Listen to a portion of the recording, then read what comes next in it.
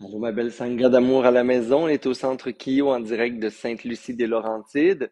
Dites-moi un petit coucou si ça se... Parfois, des fois je dis au Mexique, c'est dur Internet, c'est lent. J'oserais dire c'est la même chose au Québec, dès qu'on sort des grands centres. Alors, dites-moi si ça fonctionne bien à la maison. Ça se peut que je fige des fois, comme ça. Vous continuez la pratique ou vous ouvrez un livre sur la sagesse bouddhiste pour continuer à quelque part votre méditation. Mais j'espère qu'on va pouvoir se parler ensemble ce matin de ce thème, faire confiance en l'amour, et également faire une méditation sur l'amour.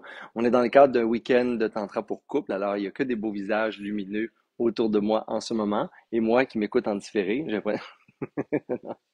donc, ça fonctionne Internet. On m'a dit, je vois ma belle Fiona d'amour qui est là. Allô Anna, allô Chantal, coucou mes amours à la maison. Alors, on est, nous, sur le thème de l'amour, de l'expansion du cœur, de l'expansion du corps, de l'énergie intérieure depuis vendredi soir. Alors, vous sautez dans notre processus parce que le thème de l'enseignement de ce matin, c'est faire confiance en l'amour. Et je l'ai bien libellé comme ça parce que c'est pas faire confiance nécessairement au couple, à l'amour romantique, à mes attentes amoureuses, etc. C'est vraiment ni même à soi, c'est encore plus grand que soi l'amour. On va regarder selon la sagesse bouddhiste comment ça peut nous inspirer cette sagesse-là, cette nouvelle vision peut-être sur l'amour, à injecter un amour véritable, je dirais dans toutes nos relations et peut-être nous faire reprendre espoir en l'amour aussi dans le couple, la dyade, hein, l'équipe amoureuse là, qui s'épanouit, évolue et complice au quotidien. Et on va remettre l'amour au centre de ces relations-là et de la relation amoureuse. C'est ce dont on se parle ce matin ensemble. Alors, si je fige, je vous le redis là, pour ceux qui continuent à se joindre à nous, je suis à Sainte-Lucie-des-Laurentides dans le magnifique centre Kyo que j'aime d'amour depuis plus de 20 ans. J'ai eu le bonheur d'étudier ici, même plus que 20 ans. En tout cas, et des poussières. J'ai étudié ici longtemps et j'ai la chance d'enseigner et d'amener des groupes pour se réjouir dans ce lieu. Alors, le thème aujourd'hui, faire confiance en l'amour, c'est un thème important. Quand on est dans un parcours amoureux, quand on est blessé de l'amour, quand on a été blessé de nos relations humaines en général, parce que les relations humaines sont remplies d'amour et parfois de trahison, de déception. On a effleuré les thèmes du pardon. Il y a beaucoup de gens qui sont venus me parler durant le week-end de tous ces grands thèmes-là. Qu'est-ce qui fait qu'on ferme le cœur? Pour moi, euh, tous ces aspects-là, toutes ces situations-là sont contextuelles. Mais ultimement, le grand thème, c'est qu'on perd confiance en l'amour. Comme des fois, on perd confiance en l'humanité. C'est à travers les heures de l'amour, des relations avec les autres, on perd confiance en ce grand thème de l'amour. Et dans le bouddhisme, entre autres tibétain, dans la tradition mahayaniste et dans le tantra, c'est vraiment un retour à l'amour, pas transactionnel, pas calculateur, je dirais pas l'attachement, dont c'est un thème sur lequel j'enseigne souvent et sur lequel on va revenir ce matin. Parce qu'on dit qu'on a une blessure d'amour puis qu'il y a une chute amoureuse des fois. Moi, je dis, il n'y a jamais de... Je dis des gros mots, là, des fois, je sais, vous pouvez même me citer si vous voulez, faire réagir dans vos soupers de famille. Mais je dis, il n'y a aucune blessure d'amour. L'amour, ça peut pas être blessé comme l'âme peut pas être blessée. Il y a une blessure d'attachement. Il y a une blessure sur nos attentes. Il y a une blessure d'ego. C'est toujours l'ego. Hein? Et c'est peut-être cette sagesse-là qui est nécessaire et cette subtilité-là qui est nécessaire à comprendre pour qu'on fasse confiance en l'amour. Parce que si on est confus entre ce qui est l'amour, ce qui est l'attachement, ce qui est l'ego, ce qui est des attentes, euh, ben on a l'impression que l'amour n'existe pas des fois. On a l'impression que l'amour, le grand amour, il n'existe pas. On a l'impression que l'amour dans la relation amoureuse est impossible parce qu'on est déçu, mais on n'est jamais déçu de l'amour. Euh, on devrait juste prendre conscience qu'il n'y avait pas assez d'amour dans la relation, ou que c'était un amour à sens unique, ou que l'amour s'est éteint et que ça l'a fait place à une relation transactionnelle, une relation parfois même abusive, une relation où c'est davantage nos souffrances qui nous portaient à essayer de nous guérir ou utiliser l'autre, même inconsciemment, là. Dans les relations amoureuses, souvent, on projette pas toujours le meilleur de nous. On l'a vu hier dans des rituels comme les salutations tantriques, tout le rite où on voit le plus beau de l'autre. Parce que dans la vie, justement, souvent, on a l'impression que l'amour est pas aussi grand qu'on aimerait, mais c'est juste qu'il n'y a pas assez d'amour. Quand on rentre dans des projections, quand on rentre dans des attentes, c'est parce qu'on ne fait pas confiance à l'amour. Moi, je le dis, si ça vous prend des grandes listes là, de ce que l'autre doit faire, être, comment il doit agir, euh, pour vous permettre de l'aimer, ben c'est là où on fait fausse route. Puis là, accusez-moi pas, accusez juste Bouddha et les enseignements bouddhistes. C'est lui qui dit tout ça, tout ce qui amène vers un chemin de souffrance n'est pas de l'amour. C'était autre chose.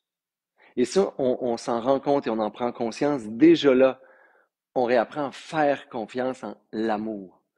Quand on réussit à voir avec distinction et clarté ce qu'est amour, ce qui était des attentes, ce qui était un besoin personnel, ce qui était une carence ou un manque, ce qui était donc égocentrique, hein, égotique, ce qui partait de mon besoin à moi, ben donc, je n'étais pas au service de l'amour. Je n'étais pas en train d'aimer l'autre. Hein. Quand j'attends de la vie, je ne suis pas en train d'aimer la vie. Je suis en train de dire, t'es mieux de me donner tout ce que je veux, tout ce que j'aspire, tous mes rêves, sinon je ne t'aimerai plus. Même notre relation à la vie elle-même, là, quelque chose de grand comme l'existence, là, est transactionnelle. Une journée, ça va bien, j'aime vivre. Le lendemain, ça va pas bien, j'aime plus vivre. Tu sais, je ne suis pas en relation d'amour avec la vie. Je suis en relation de récompense-punition avec la vie. Et sans même s'en rendre compte, parce que personne, si on réalisait ça, on arrêterait tout de suite, là.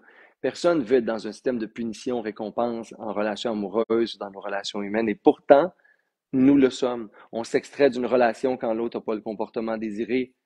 Et parfois, quand il n'y a pas le comportement qu'on désire, c'est là où l'autre a encore plus besoin d'être aimé.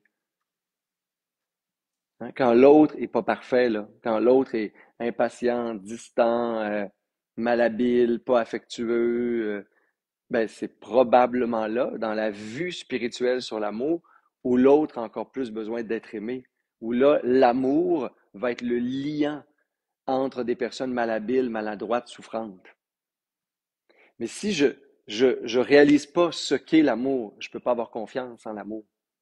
C'est comme si j'étais dans une confusion complète sur ce qu'est l'amour.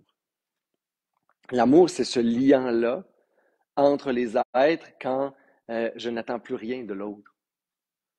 Quand l'autre me permet juste d'aimer. Tu sais, le privilège d'être en couple, le privilège des relations humaines, le privilège des relations d'amitié, c'est l'autre me permet, hein, est comme mon petit réservoir d'amour. Là. L'autre devient mon réceptacle. Et là, dans la relation à deux aussi, dans la relation de couple, c'est comme si on se disait, OK, parfait, imparfait, mes attentes vont changer, ma vie va changer, je vais changer. Ben, ensemble, là, on va toujours se pratiquer à s'aimer. Toi, tu vas toujours être mon déversoir d'amour. Parce que pour aimer, ça prend comme quelque chose, là.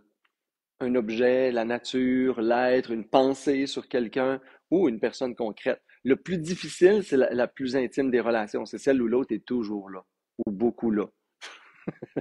Donc, il n'est pas juste là quand ça y tente, quand il est en forme, quand elle s'est mise toute belle pour un 5 à 7. C'est ça, c'était les débuts, là. Hein? On expose juste le beau, le parfait, puis on dit, hey, là, on s'aimait. Mais non, on s'aimait pas, on jouait un jeu. On s'aimait pas parce qu'il n'y avait pas encore de challenge sur l'amour.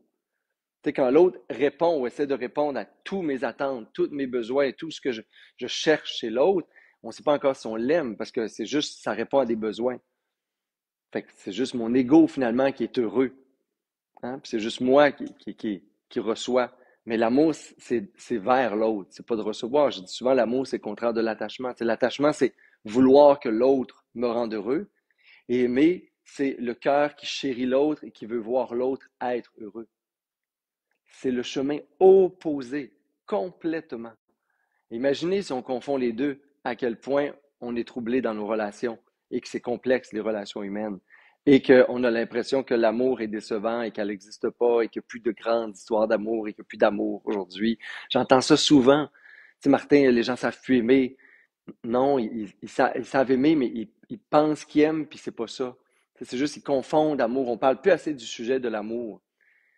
Et je pense qu'aujourd'hui, ce qu'on a, c'est à refaire confiance en l'amour.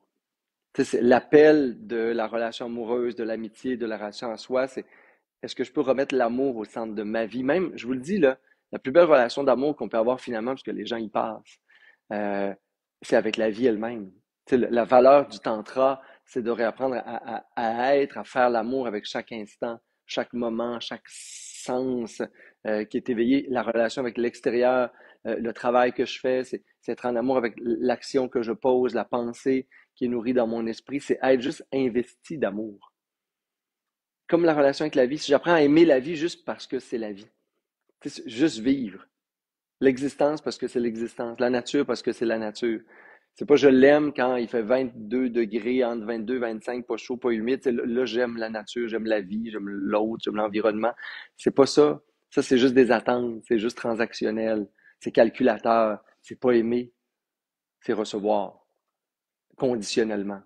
Et l'amour, c'est toujours inconditionnel au sens spirituel. Je sais, là, il y a plein de niveaux après ça là, dans la vie, mais je vous le dis, dans la vision bouddhiste des choses, l'amour est par définition inconditionnel. Et on va jusqu'à dire inconditionné. Je veux dire, il n'y a pas de normes, il n'y a pas de pensée sur l'amour. C'est pas un concept. Ça ne doit pas être réfléchi, aimer. C'est comme si c'était notre vocation première. On est né pour aimer un brin d'herbe. Regardez les enfants qui n'ont pas été vite contaminés, là, puis vite obscurcis par des relations abusives ou autres, ou des environnements plus difficiles. Naturellement, là, ils vont aimer un brin d'herbe, ils tombent en amour. Tu sais, c'est comme s'ils tombaient en amour, pas romantique, pas d'attachement, juste d'amour. Ils regardent, ils sourient, ils boivent sur le moins du lait, un mamelon, quelque chose, tu sais, en amour, là, une caresse, quelqu'un qui on les rend pas insécures, tu sais, ils sont en amour. Bon, après ça, ils ont faim, après ça, ils sont inconfortables dans leur couche, là, ça crie, ça, tu sais, il y a des besoins, puis ils l'expriment assez directement, mais en dehors de ça, ils sont capables, ils ont la capacité, en dehors des inconforts physiologiques, de tomber en amour instantanément. Tout ce qu'il découvre, tout ce que l'enfant ou le bébé presque découvre est un déversoir d'amour pour lui. Il a cette capacité de regarder un oiseau pour la première fois et de vouloir le prendre, l'aimer, le bécoter. Des enfants, là, ils font ça avec des... Moi, je faisais ça avec des chenilles, des insectes, je tombais en amour avec des vers de terre. On tombe en amour, je veux les avoir à moi. Je pensais que c'était mes amis, je leur parlais, ils ne me répondaient pas. Bon, j'étais déçu. Mais l'amour était partout. Un brin d'herbe, une pierre. Tu sais, les enfants, ils récoltent des pierres des fois dans les rivières. Tu sais, la façon dont ils vont cueillir les pierres d'une rivière qu'il n'y a aucun adulte qui voit, là. Tu sais, on passe à côté, nous autres, même de l'amour elle-même, là, du bien-aimé, puis pff, tu sais, imaginez une rivière, tu des roches. Euh, L'enfant, il va tomber en amour. Hein, vous voyez dans ses yeux, dans ses mains, la façon dont il est en relation avec l'extérieur, l'autre, avec un grand A, c'est amoureux. Mais ça nous rappelle qu'on est parti de ça. Qu'il y avait au départ, sans même processus mentaux, de l'amour. J'avais un capital infini d'amour. Et là, on se retrouve avec un être qu'on dit aimer, des êtres qu'on dit aimer, une relation qu'on dit amoureuse, et on fait souvent fausse route. Souvent, on entretient des relations davantage transactionnelles, davantage calculatrices, davantage tournées sur les manques que les forces, la beauté, la grandeur, l'épanouissement. Il n'y a plus de vision large sur le couple. On est très utilitaire. Je le vois parce que je parle à des gens qui tombent amoureux, des déceptions amoureuses, cherchent l'amour. Euh, c'est dur, là, Tinder, trois coches, une affaire, quatre photos, tu sais, tomber en amour. Tu sais, on tombe, faut le dire honnêtement, on tombe en attachement, puis après ça, on souhaite tomber en amour. Mais si on n'est pas conscient, puis on dit, hey, je suis tombée amoureuse. Ben non, tu es tombé dans un fantasme, là, premièrement. Là, tu l'as pas encore rencontré. Moi, si tu dis tombé en amour, tu n'as pas rencontré quelqu'un. Tu as un capital d'amour spirituel très grand là, si tu fais ça. Mais finalement, c'est beaucoup, toutes tes projections, tout d'un coup, sont rentrées dans le tableau de l'autre. Là. Et attends de dégorger ça, puis là, tu vas voir si dans. Tu sais, l'amour, c'est des êtres humains, mais complètement imparfaits, là, qui s'aiment. C'est tout. Personne ne s'attend à ce que l'autre soit parfait. Personne ne s'attend à ce que l'autre réponde à tous nos besoins. Mais ce qu'on s'attend, la promesse qu'on se fait ensemble, c'est puissions-nous évoluer dans l'amour, grandir, être complices, voir nos forces, nos beautés intérieures, toujours construire l'amour. Tu me permets de travailler sur l'espace d'amour qui est en moi. Et ça, c'est la véritable confiance en l'amour. Ça, c'est si je crois que l'amour véritable est possible, eh bien, il est certain que je vais toujours me relier à l'amour, pas mes attentes, pas l'autre, pas mes déceptions, pas. C'est quoi mon phare dans mes relations humaines? Ça devient l'espace, le potentiel d'amour, j'allais dire amoureux, mais le potentiel amoureux avec la vie. Si je n'ai pas foi que j'ai ce potentiel-là d'aimer, dégager de mon ego, mes attentes, mes carences, mon passé, blablabla, ben, qu'est-ce que je fais là? À quoi j'ai foi si j'ai pas foi en ça? Qu'est-ce que je fais là dans une histoire amoureuse? Est-ce que je suis en train de me mentir puis mentir à l'autre? Parce que si je suis dans une relation d'amour, on dit ça, une relation amoureuse, ben, c'est parce que je crois que ça, c'est le laboratoire pour exprimer mon amour. Le laboratoire privilégié. Et après ça, chacune de mes relations vont devenir une expérience, un laboratoire, une exploration amoureuse. C'est là où je dis des fois, moi, à mon amoureux, que tu sais, l'amour est comme plus grand que nous, là. Tu sais, on est un laboratoire d'amour pour être des meilleures personnes dans l'amour avec notre famille, nos amis, notre communauté, nos animaux, ceux qui nous ont adoptés, ceux qu'on a adoptés, tout finalement. Le divin, peu importe comment on va le nommer.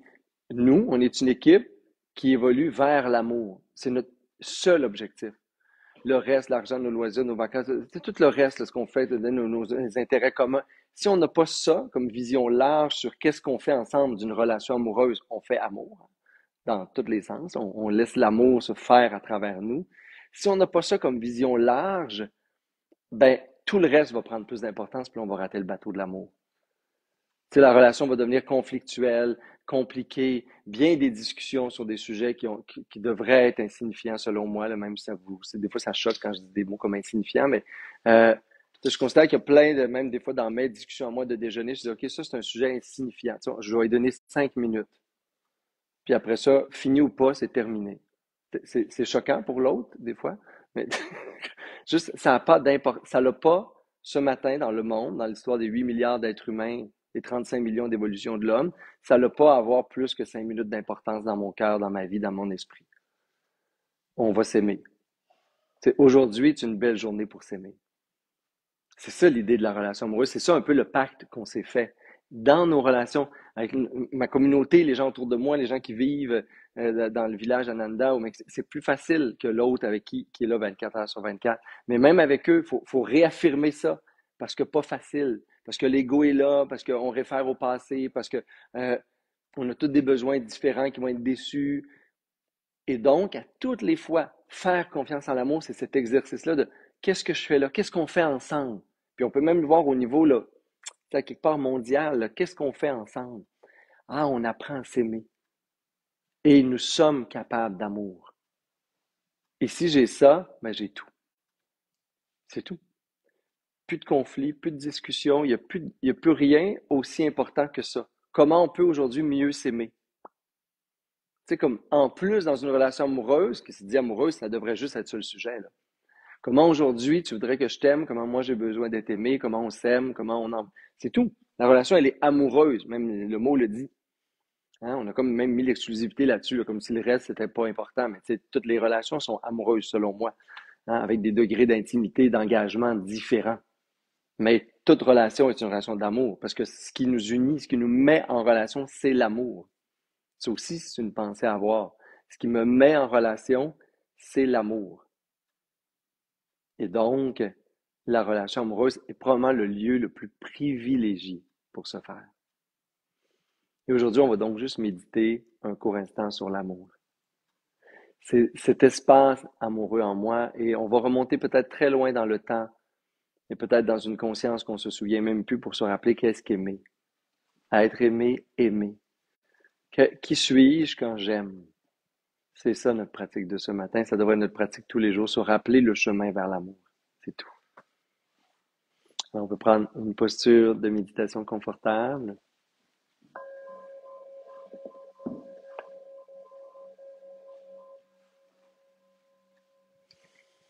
Je regarde si vous êtes toujours là à la maison. Fait que c'est le temps de prendre aussi une posture confortable de méditation. Et aujourd'hui, je ne peux passer à côté de la fête des mamans quand même pendant que vous fermez vos yeux pour souligner l'amour de ma maman et l'amour des mères dans ce monde. C'est probablement l'instrument le plus précieux de la sagesse sur l'amour que l'amour d'une mère. Ça enlève rien au père-mère. Il y a un débat là-dessus. Je m'en fous complètement en ce moment. Pour moi, l'amour d'une mère, d'une grand-mère et même mes sœurs dans ma vie, c'est presque mes mères des fois, euh, c'est l'amour le plus précieux du monde. Alors, au-delà des enseignements spirituels, bouddhistes, tibétains, ancestraux, il y a aussi des grands maîtres d'amour dans nos vies qui ont sûrement été nos mères, hein, notre mère. Et aujourd'hui, on peut prendre un temps pour respirer, peu importe, imparfaite, humaine, comme elle a été, il y a eu des moments d'amour, il y a eu des sacrifices d'amour, il y a eu des tentatives d'amour de cet être que j'ai peut-être appelé maman. Et on peut dédier notre pratique de méditation ce matin à toutes les mères, en commençant par la vôtre,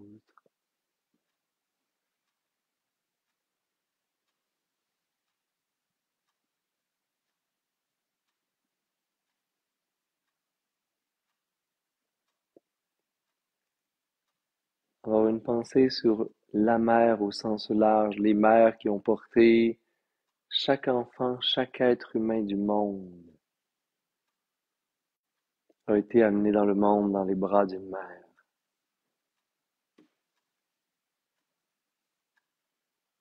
Et par le monde, il y a encore des exemples extraordinaires d'amour, de renoncement, de don de soi,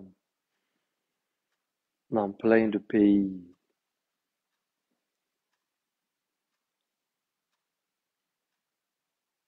où des mères chérissent leur enfant, leur souhaitant tout le bonheur du monde, offrant le meilleur d'eux-mêmes pour protéger, nourrir. Là, aujourd'hui, j'honore la mère, l'expression humaine la plus pure d'amour.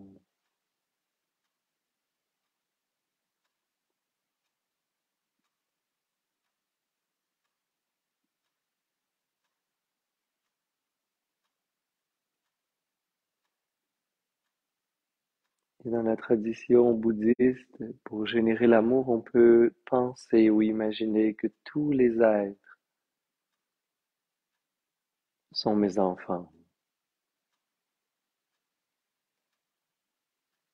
Comme si inspiré de l'amour d'une mère pour ses enfants, je pouvais considérer tous les êtres humains, pas comme petits ou inférieurs ou fragiles, mais avec la vibration d'amour d'une mère. Si je pouvais avoir le même regard d'amour, de bienveillance, tous les êtres vivants,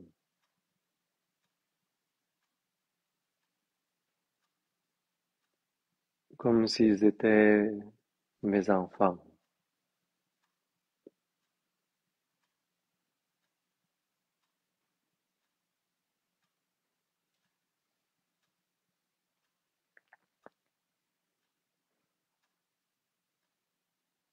Et si je suis père ou mère, je peux penser à mes propres enfants, ce que j'aurais voulu ou pu avoir.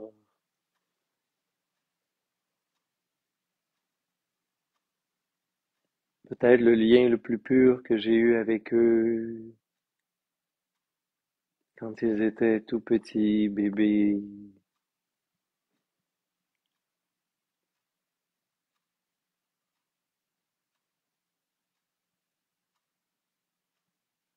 Et je laisse mon cœur retrouver le chemin vers l'amour. Que je ressens cet amour en mon cœur qui prend toute la place dans mon être.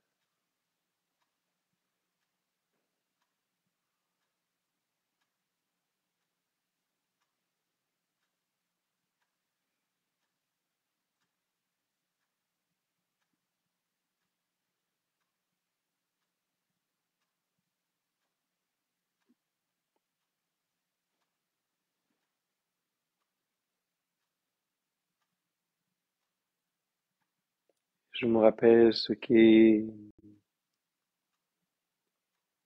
d'aimer,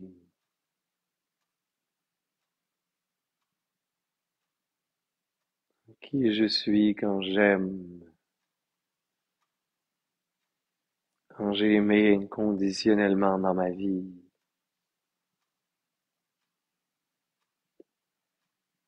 Et je réactive cet amour dans mon cœur.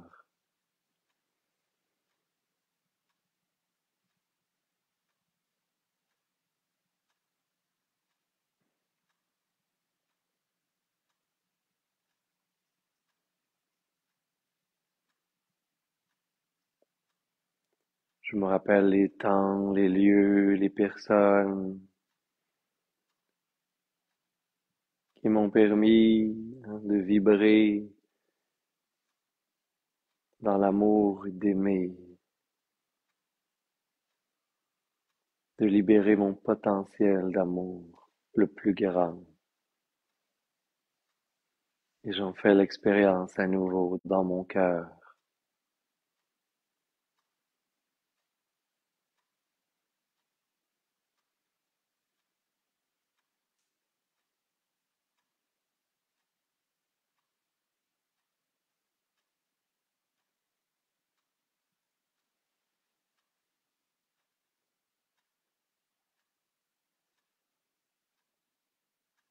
Et cette radiance, cette énergie d'amour, je la verse vers tous les êtres vivants,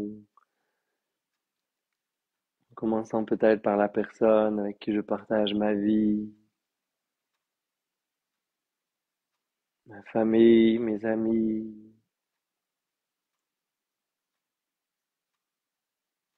jusqu'à élargir cette sphère d'amour pour tous les êtres vivants,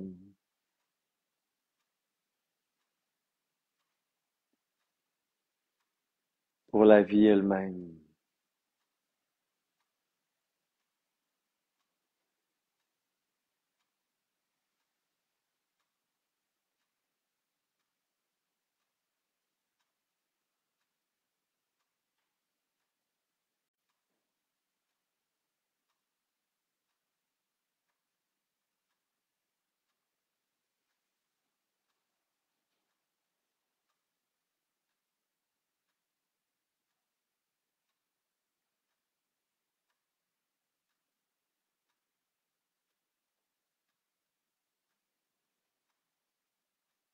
Et je prends quelques belles respirations profondes. Je vois cet amour comme une force, comme une puissance immuable, indestructible à l'intérieur de moi. Et je fais confiance que cette qualité du cœur amour est toujours là,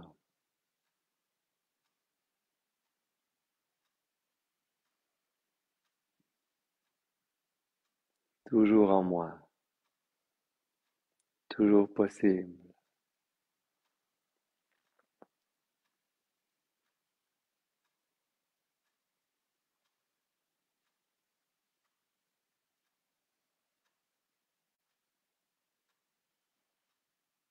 Il me s'agit juste de revenir au cœur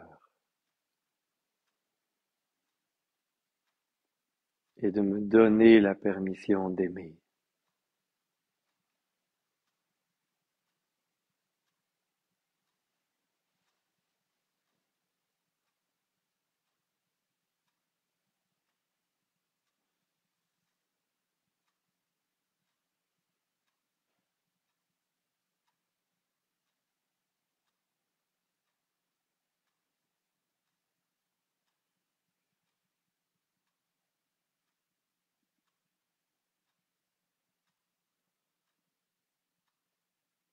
Et je peux doucement reprendre quelques respirations plus profondes.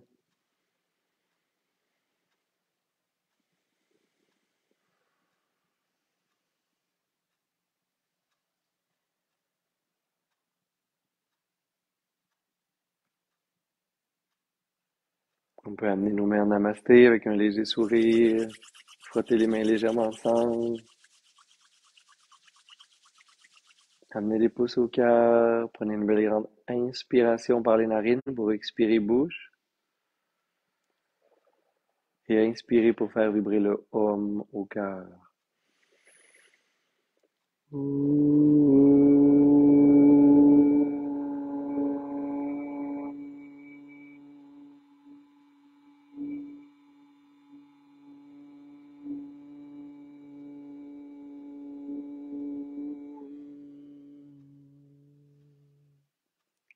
Namasté.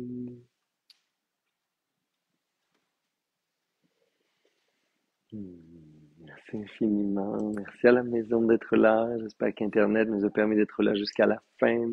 Passez une belle semaine. Bonne fête des mamans. Et à la semaine prochaine.